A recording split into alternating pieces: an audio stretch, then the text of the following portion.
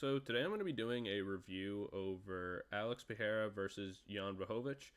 I wanted to do this review because it comes down to a split decision, and with Alex Pereira fighting Yuri Prochazka in the upcoming months, I thought it'd be interesting to go back and re-review this and look at Jan Blachowicz and Alex Pereira because though it was a split decision, it was a little controversial on Jan winning the third round on one of the judges' scorecards. And I think it would also be interesting. I wanted to re-review this fight because it was the debut of Alex Pereira at light heavyweight, and I kind of wanted to see how he did. Granted, this fight was at elevation, and I don't think that plays a very large factor going forward at looking at this fight and seeing how the rounds play out. But going into the fight, round one, I think, was pretty clearly Jan's round. He's able to kind of push Alex to the fence, get into that takedown position. He's stuck in a standing guillotine for a little bit, but nothing that's ever actually too dangerous for him.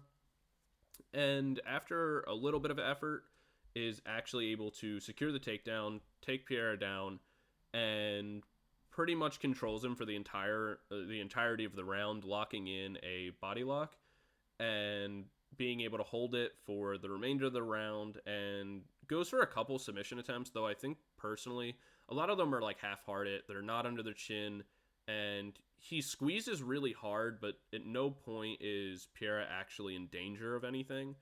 So I don't think that really it's enough to qualify for any more than a 10-9. There's definitely a debate because the requirements for a 10-8 are that you just have to essentially the round isn't a close margin. It has to be very clear that Jan is the winner of that round, which I do believe it is, and so the argument for a 10-8 is valid. However, I think that because it's a lack of really anything else other than the control time, you have to give a 10-9 in this instance, because Pereira is able to kind of defend everything, but he's also never at a major threat. He's just in a disadvantageous position. Jan fails to really put up any significant submission attempts. He doesn't land much ground and pound or damage within the time that he is controlling the body lock. So I think that's why you'd have to rule it as a 10-9 rather than a 10-8. Though a 10-8 is kind of fair to debate in that instance, and I don't think it would be completely unwarranted, but I wouldn't necessarily agree with it.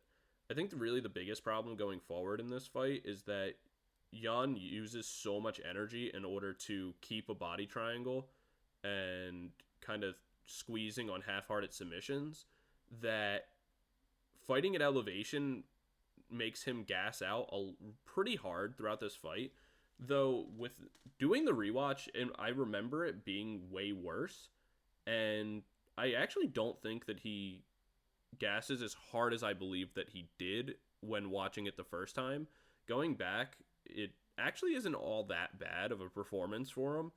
When I feel like I remember the first time I watched it, I kind of thought he got destroyed. But going into round two, Jan actually starts off pretty strong in this round, and they exchange leg kicks, and both land pretty good combinations and pretty good strikes on each other back and forth. It isn't really until Jan is able to land a takedown about like 2 something into the round, or like 3 something into the round. And from that point, it's kind of the determining factor of Jan kind of taking the edge in the fight up to that point.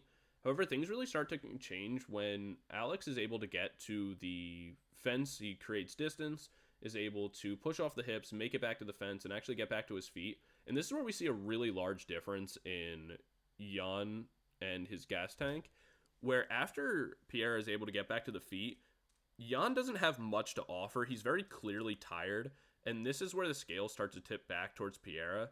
And what makes me kind of believe he takes this round in a 10-9 fashion is that even though he was losing, in my opinion, a bit of the striking exchange up to the point and when he got taken down, after he's able to get back to his feet, he lands very significantly with great combinations, and Jan doesn't offer much else.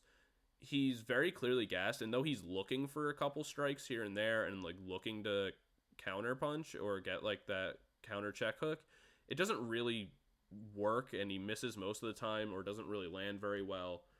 And towards the last quarter of the fight, a lot of the time he's his back is to the fence, he's covering up and just kind of defending, and I genuinely believe that in the last bit of that fight he kind of got saved by the bell, that if there was a minute left in that, I think he might honestly get finished, because he was clearly just super exhausted and just kind of covering up and hoping that the round would end faster.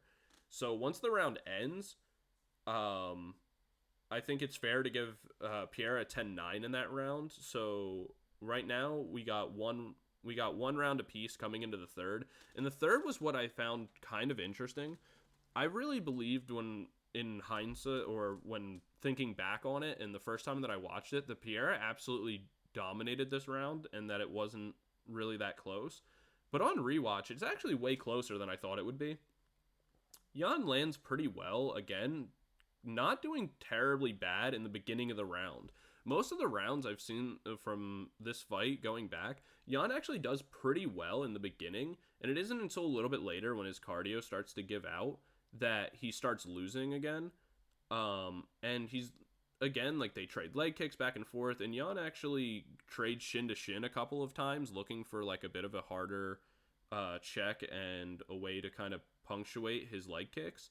He throws shin to shin and does some pretty good damage and actually lands some decent combinations, but it's very clear that he's getting tired. As the later half of the third round, Alex is able to kind of really pick it up and land a lot more significant damage again, much like the second, where I would say for the first like bit of the round, the first half, that Jan is kind of stealing or winning the round.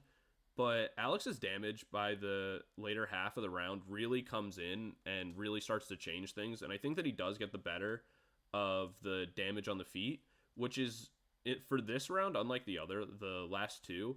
A vast majority of the round is Jan doesn't get a takedown until like the last 30 seconds of the fight, in which he is able to get a takedown, but does absolutely nothing with it and kind of just holds and goes for pure control, rather than any real attempts at ground and pound, and fails to land any that he does attempt, which for me doesn't feel like it's enough to put the round in his favor.